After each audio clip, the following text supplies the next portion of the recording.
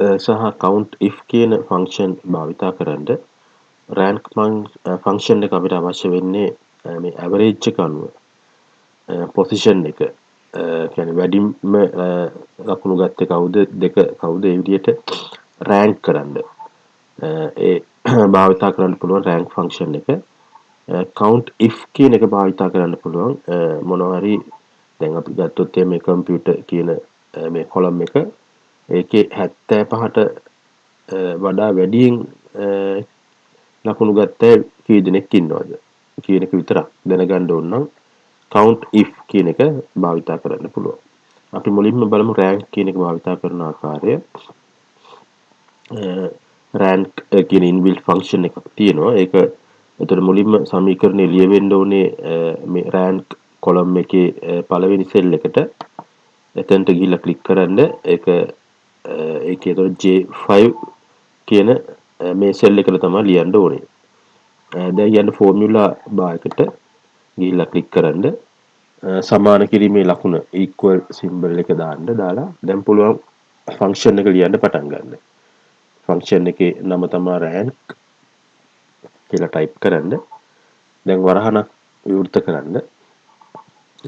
rank කියලා දාලා වරහණක් විවෘත කරන්න. ඊළඟට ඒ rank එක හොයන්න ඕන. කොලම් එකේ පළවෙනි අගය ඊට අදාළ සෙල් අංකය එතනට දෙන්න ඕනේ. දැන් මෙතන තියෙනවා මේ rank කියන ෆන්ක්ෂන් එකේ parameters දෙකක් තියෙනවා. මේ තියෙන number reference order කියලා තුනක් තියෙනවා. මේ තුනෙන් පළවෙනි දෙක තමයි අත්‍යවශ්‍යයෙන්ම දිය යුතු වන්නේ.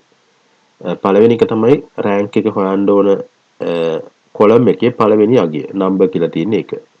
ඒ පළවෙනි අගයට අදාළ සෙල් අංකය කියන්නේ H5 කියන එක තමයි දෙන්න ඕනේ. එතනට එතන උඩ ක්ලික් කරන්න. එතකොට ඔටෝමැටිකලි H5 කියන එක මෙතනට යනවා. rank H5 ඊළඟ කමාවක්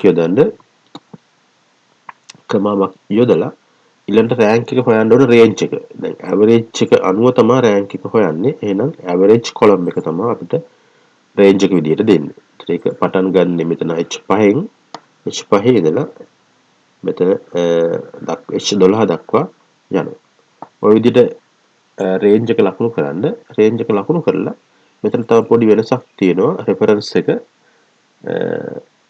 මෙන්න මේ range එකේ ලකුණු කරන්න ඕනේ ඩොලර් මාක් එකක් ලකුණු කරන්න ඕනේ. ඩොලර් මාක් එක ලකුණු කරන්නේ H5 එක පටන් ගන්න තැන මේ ක්‍රමාවට එහා පැත්තෙන් H පටන් ගන්න තැන ඩොලර් මාක් එක යොදන්න.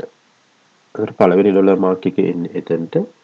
ඊළඟට H සහ 5 අතර තව ඩොලර් මාක් එකක් දාන්න.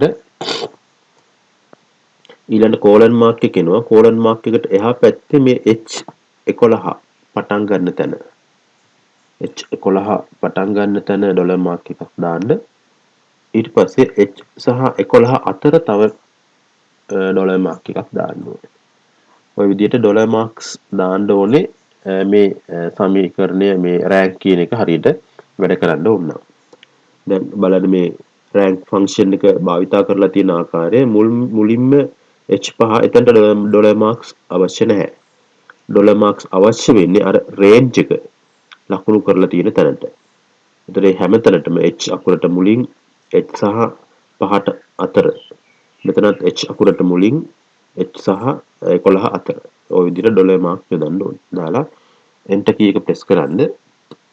එතකොට බලන්න මේ rank කියන එක 6යි කියලා display වෙනවා.